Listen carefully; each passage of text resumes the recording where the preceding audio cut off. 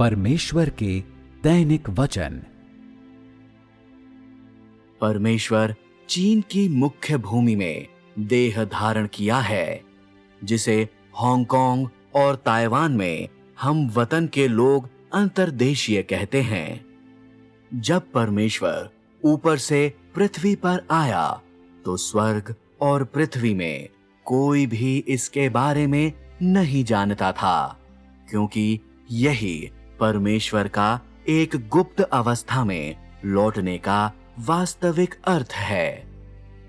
वह लंबे समय तक देह में कार्य करता और रहता रहा, फिर भी इसके बारे में कोई भी नहीं जानता है। आज के दिन तक भी कोई इसे पहचानता नहीं है। शायद यह एक शाश्वत पहेली रहेगा।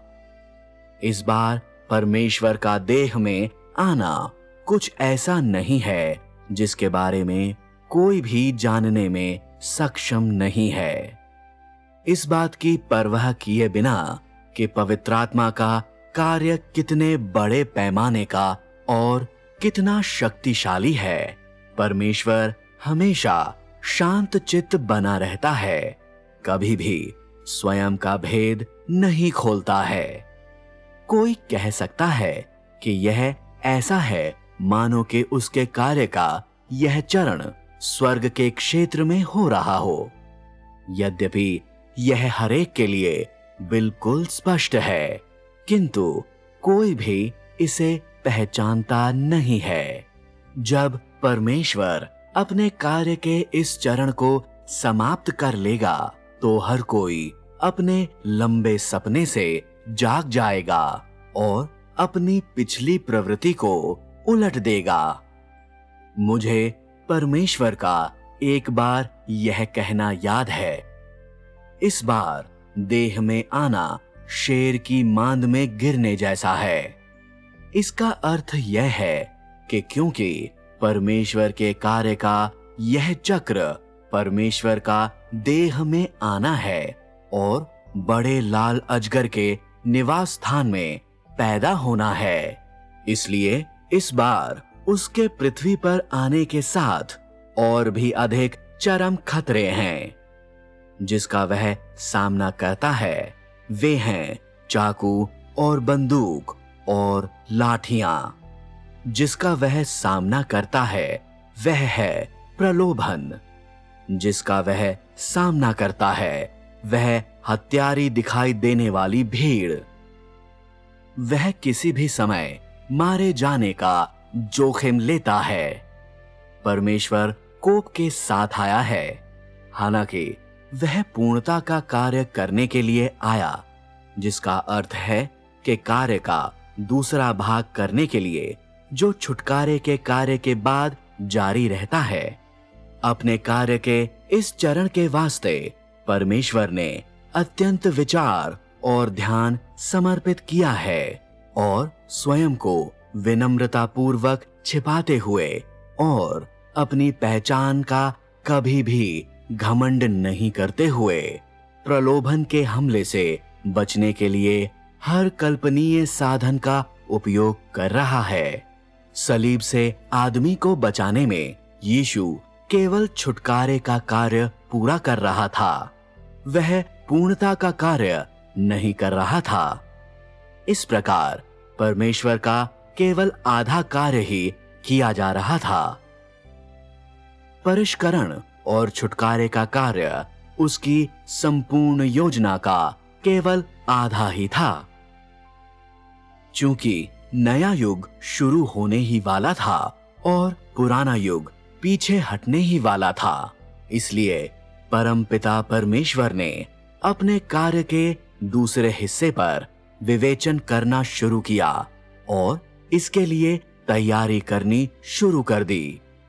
अतीत में कदाचित अंत के दिनों में इस देह धारण की भविष्यवाणी नहीं की गई हो और इसलिए उसने इस बार परमेश्वर के देह में आने के आसपास बढ़ी हुई गोपनीयता की नींव रखी।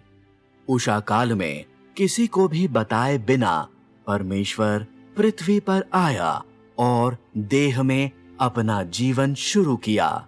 लोग इस क्षण से अनभिज्ञ थे। कदाचित वे सब घोर निद्रा में थे।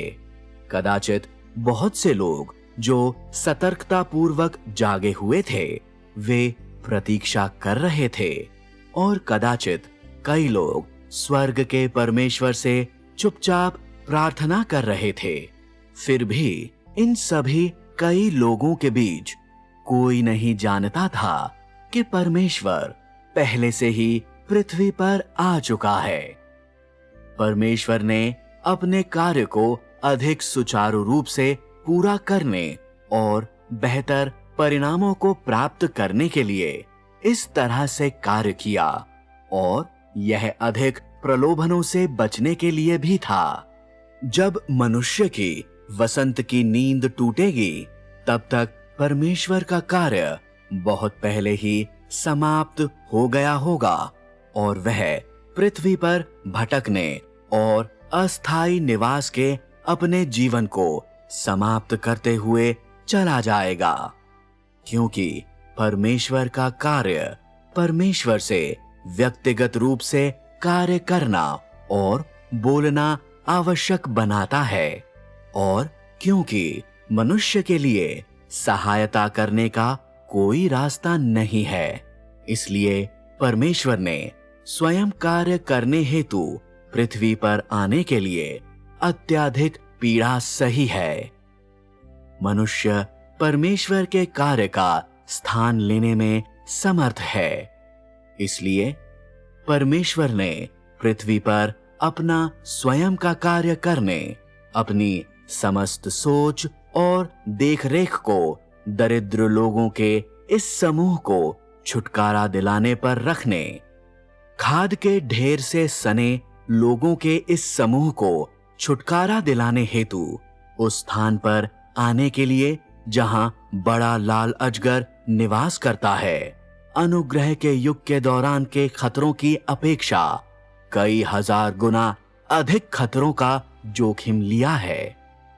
यद्यपि कोई भी परमेश्वर के अस्तित्व के बारे में नहीं जानता है, तब भी परमेश्वर परेशान नहीं है, क्योंकि इससे परमेश्वर के कार्य को काफी लाभ मिलता है। हर कोई नृशंस रूप से बुरा है, इसलिए कोई भी परमेश्वर के अस्तित्व को कैसे बर्दाश्त कर सकता है? यही कारण है कि पृथ्वी पर परमेश्वर हमेशा चुप रहता है, इस बात की परवाह किए बिना कि मनुष्य कितना अधिक क्रूर है। परमेश्वर इसमें से किसी को भी गंभीरता से नहीं लेता है, बल्कि उस कार्य को करता रहता है जिसे करने की उसे आवश्यकता है, ताकि उस बड़े कार्यभार को पूरा किया जाए जो स्वर्गिक परमपिता ने उसे दिया। तुम लोगों में से किसने परमेश्वर की मनोरमता को पहचाना है? कौन परमपिता परमेश्वर के लिए उसके पुत्र की तुलना में अधिक महत्व दर्शाता है? कौन परमपिता परमेश्वर की इच्छा को समझने में सक्षम है?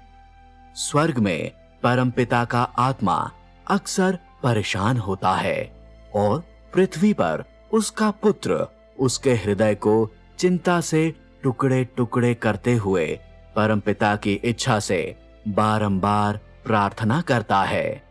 क्या कोई है जो परमपिता परमेश्वर के अपने बेटे के लिए प्यार को जानता हो?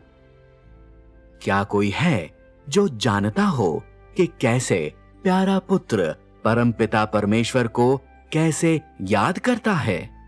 स्वर्ग और पृथ्वी के बीच विदीर्ण हुए दोनों दूर से एक दूसरे की ओर पवित्रात्मा में साथ साथ लगातार निहार रहे हैं।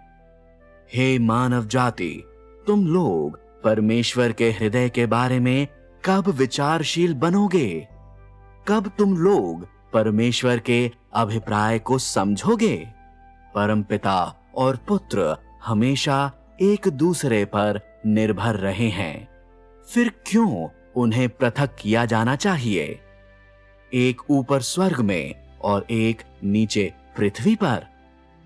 परमपिता अपने पुत्र को उतना ही प्यार करता है जितना पुत्र अपने पिता को प्यार करता है।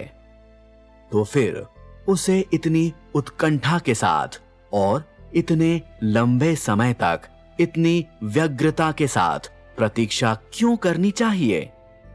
यद्यपि वे लंबे समय से पृथक नहीं हुए हैं, क्या किसी को पता है कि परमपिता पहले से ही इतने दिनों और रातों से उद्वेग से तड़प रहा है और लंबे समय से अपने प्रिय पुत्र की त्वरित वापसी की प्रतीक्षा कर रहा है? वह देखता है, वह मौन बैठता है, वह प्रतीक्षा करता है। यह सब उनके प्रिय पुत्र की त्वरित वापसी के लिए है। वह कब पुनः पुत्र के साथ होगा जो पृथ्वी पर भटक रहा है? यद्यपि एक बार एक साथ हो जाएं, तो वे अनंत काल के लिए एक साथ होंगे, किंतु वह हजारों दिनों और रातों के विरह को कैसे सहन कर सकता है, एक ऊपर स्वर्ग में और एक नीचे पृथ्वी पर?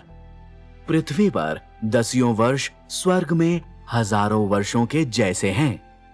कैसे परम पिता परमेश्वर चिंता नहीं कर सकता है?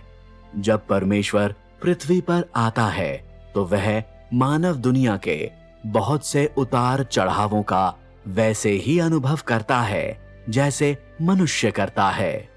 परमेश्वर स्वयं भोला भाला है, तो क्यों परमेश्वर वही दर्द सहे जो आदमी सहता है?